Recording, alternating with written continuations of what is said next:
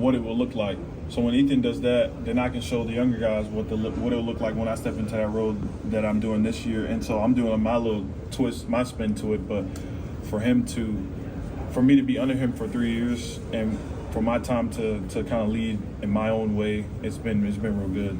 What has that journey kind of been like, just thinking about where you were as a freshman to coming into your 4th year and stepping into that leadership role? I mean, as a freshman, I'm in the back.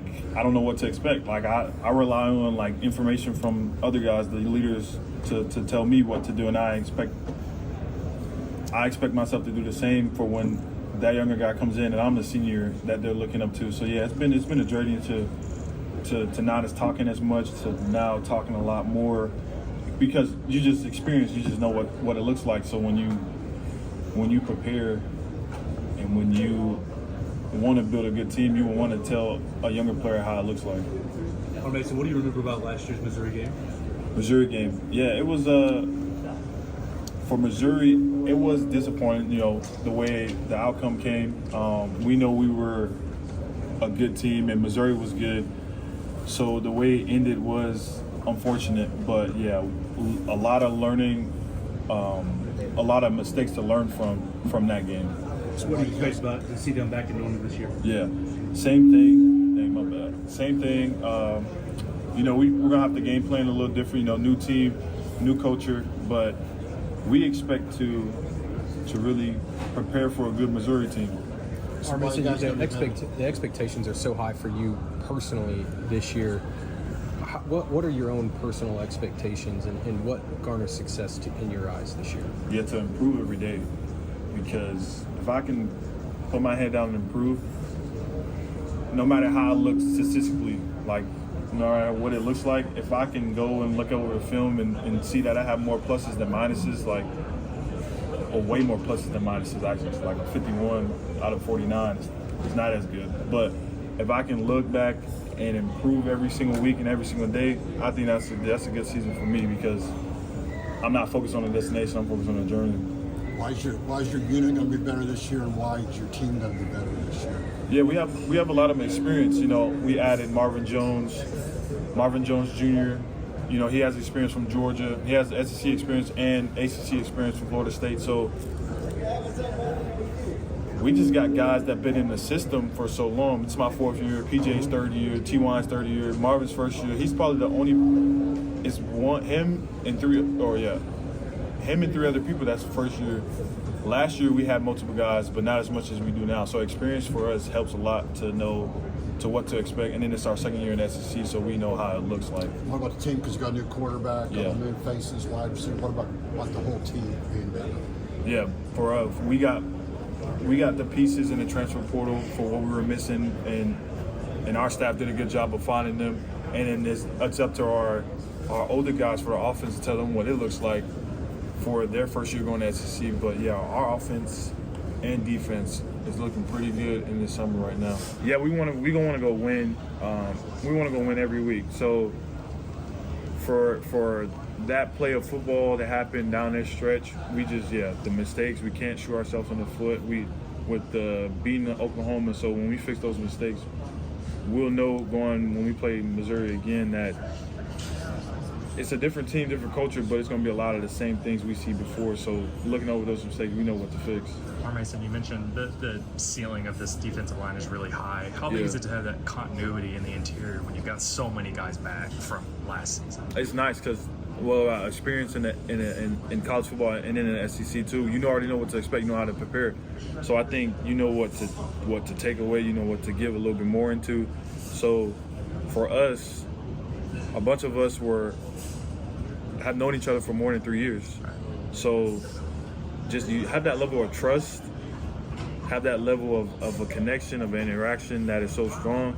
It's like I'm going to war with my brother, you know what I mean? Right. And then on that interior, when you've got a guy like Jaden Jackson who had such a big role as a freshman, he's coming back for a 2nd season. Just how big is that for you guys? That's big because now we got our competitive depth just gets even better.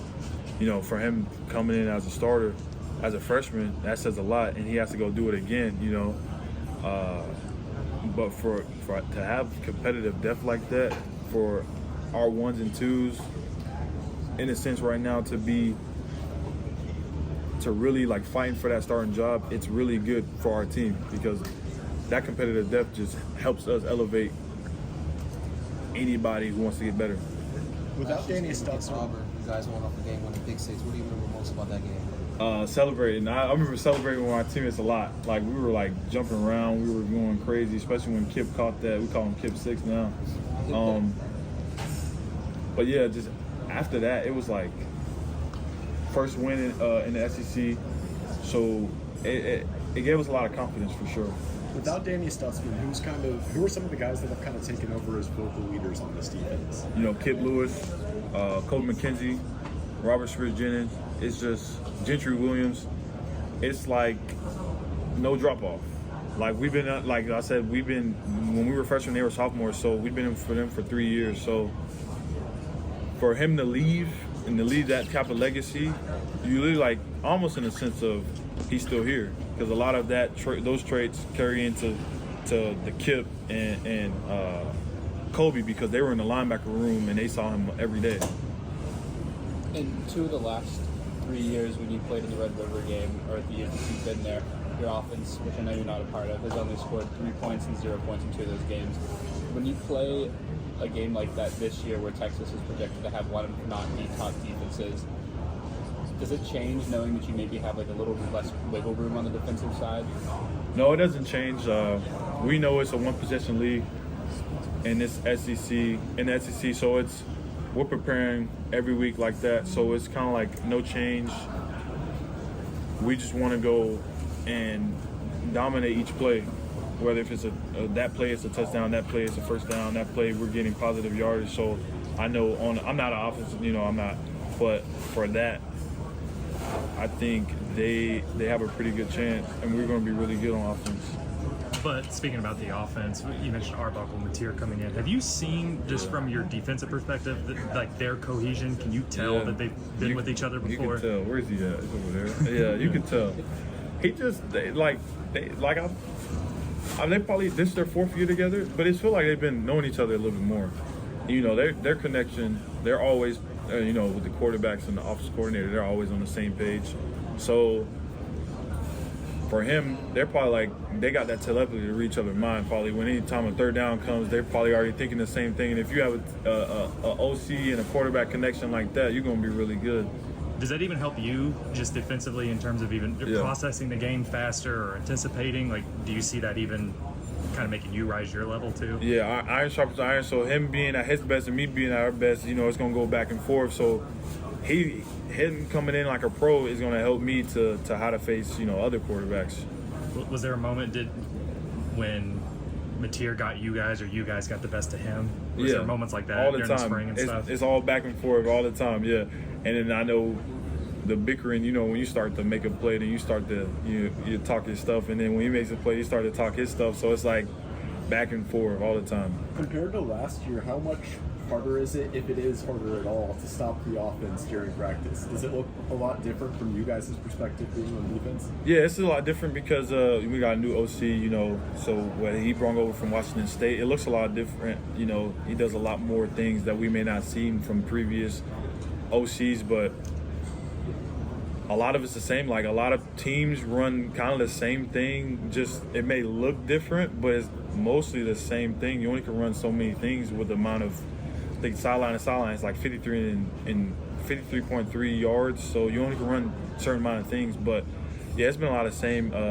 It's been hard to defend that because I'm not used to it these past 3 years. So when I do look at it and it looks different, I might be like, I need to start studying them. They look a lot different. But a lot of it, when you break it down, like our coaches, they'll look at it and be like, no, it's technically the same. They just put certain things in different positions.